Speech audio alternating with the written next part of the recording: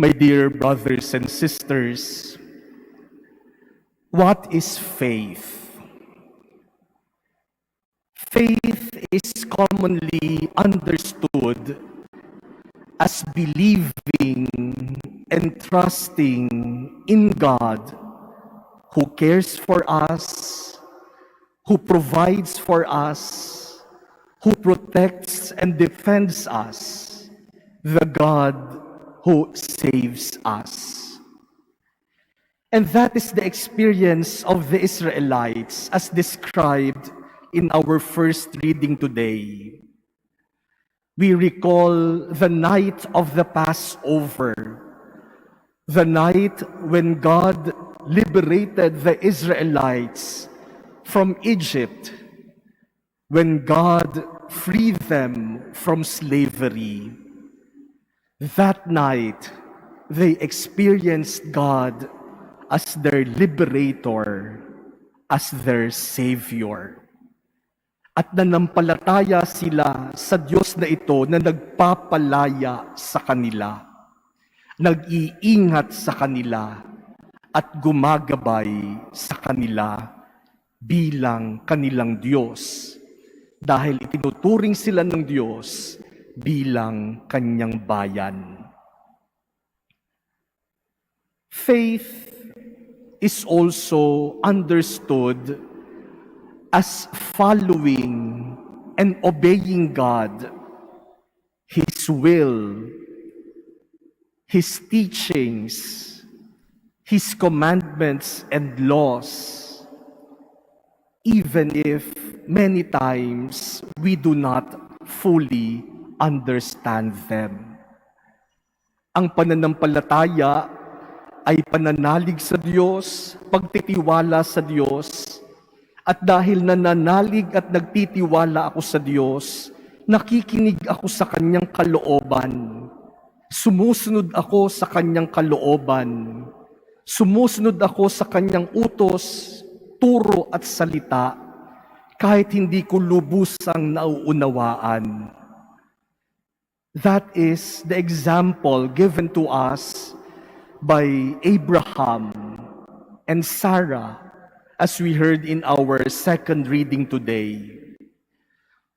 Even in old age, Abraham obeyed God when God told him to leave his place and go to a land that God will point out to him. Even though Sarah was sterile and old, she believed the promise that she would bear a son. That is faith.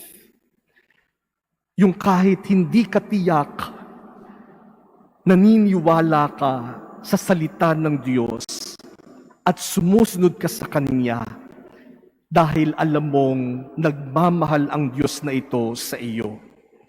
Yan, pananampalataya. But this Sunday, my dear brothers and sisters, Jesus gives us another interesting description of what faith is. In our gospel today, Jesus narrates a parable about good servants and bad servants. And how do you know the difference between a good servant and a bad servant? You will know the difference between the two the moment the master leaves. Sa oras na umalis ang kanilang amo, ang kanilang Panginoon, doon malalaman kung sino ba ang mabuting alipin at ang masamang alipin. When the master is away, bad servants play. When the master is out of sight, bad servants start to act as though they were the master. They neglect their duties. They eat, they drink, they get drunk, and they abuse their fellow servants. Ang masamang lingkod, kapag wala na ang kanyang Panginoon, umaasta nang siya ang Panginoon. Dahil wala na ang amo dito, ako na ang amo ninyo. Good servants, on the other hand, remain faithful to their duties, even if the master is not around. They continue doing their tasks, even though no one is looking, because they know at the time they do not expect, the master will return. And so even if the master is out of sight, they remain connected to their master as though the master is around. Yung mabuting lingkod, kahit wala ang kanyang boss, patuloy siyang magtatrabaho, patuloy niyang gagawin kung ano yung tama dahil nananatili siyang konektado sa kanyang Panginoon. Kahit hindi niya nakikita ang kanyang Panginoon, nasa kanyang isip at nasa kanyang puso pa rin ang kanyang Panginoon. Kaya hindi siya magpapabaya, hindi siya magtatamad-tamaran, hindi niya aabusuhin ang kanyang kapwa-lingkod dahil sa kanyang gunita, nananatili pa rin ang kanyang Panginoon. Good servants remain connected to their master. And even though the master is out of sight, the master remains in the hearts of good servants.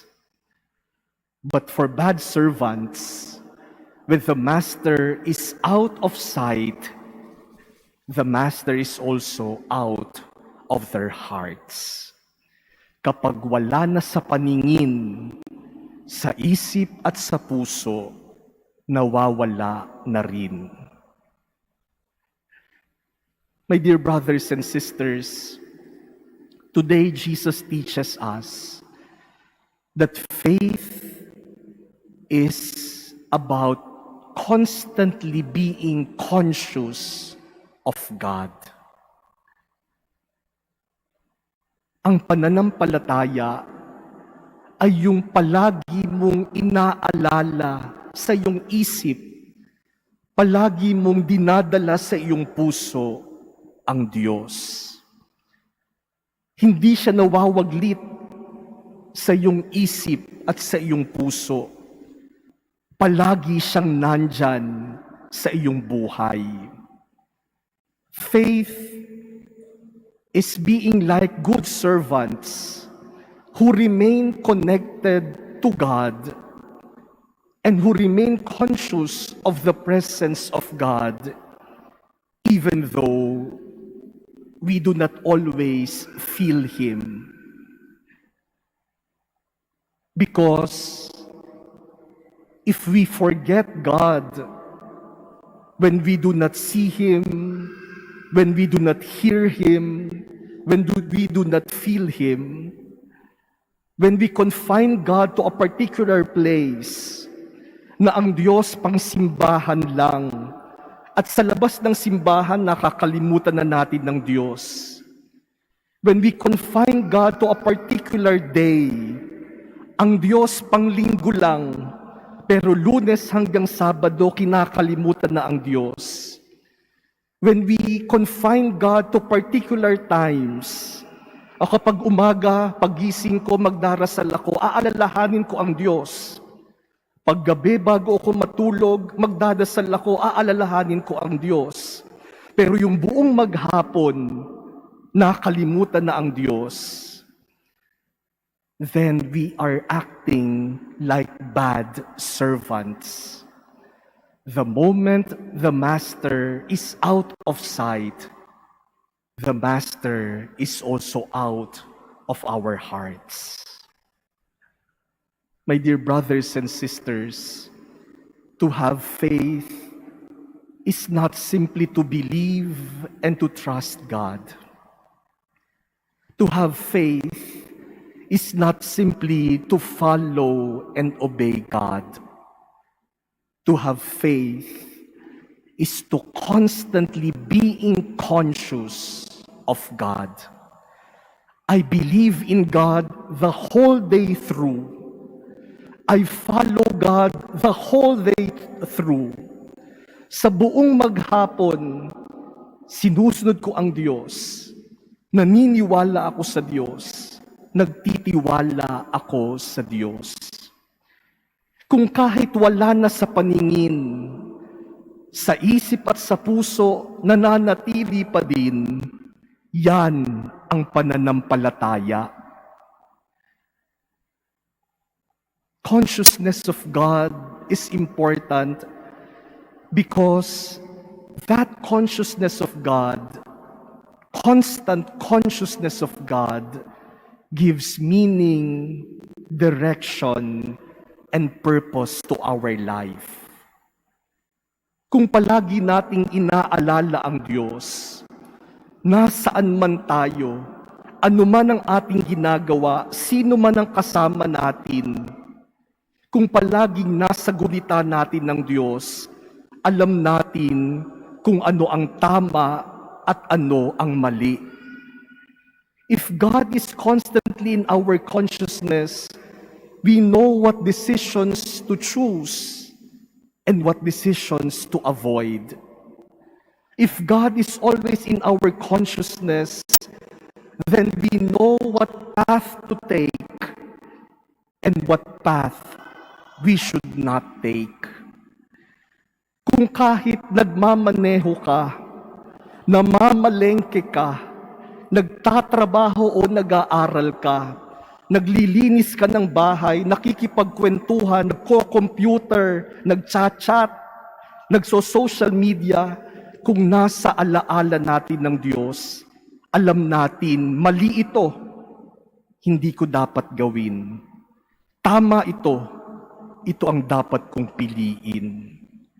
Kapag palaging nasa gunita natin ng Diyos, gagabayan tayo sa ating buhay. Malalaman natin ano ang tamang landas na dapat nating tahakin. Pero sa oras na mawala sa gunita ang Diyos, madali nang maligaw.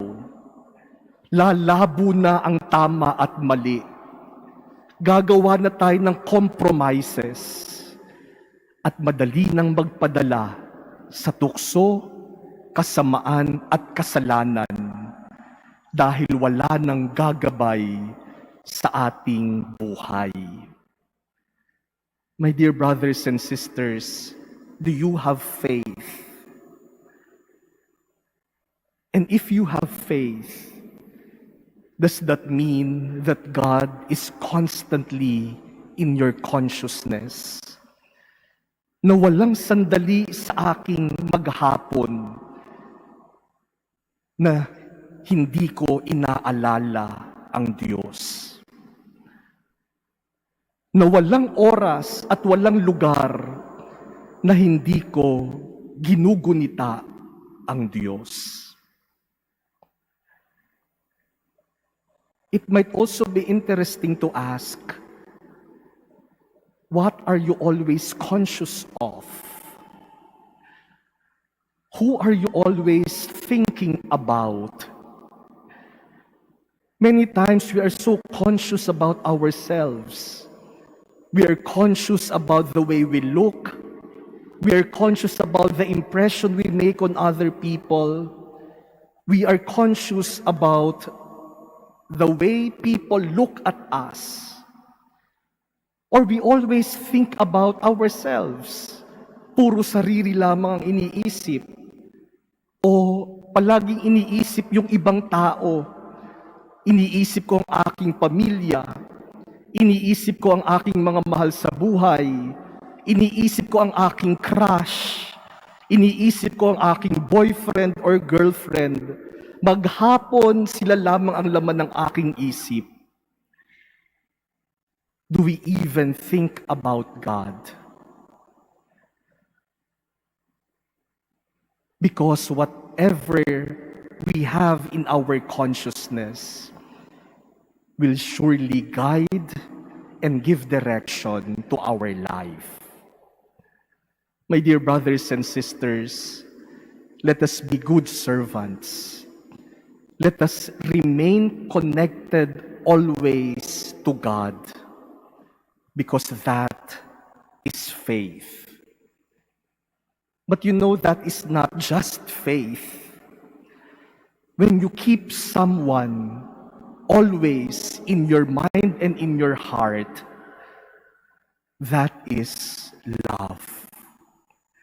Yung mga taong minamahal natin o yung mga bagay na mahalaga sa atin, hindi yan nawawaglit sa ating isip at sa ating puso. Kaya kung palaging nasa isip mo at nasa puso mo, minamahal mo yan.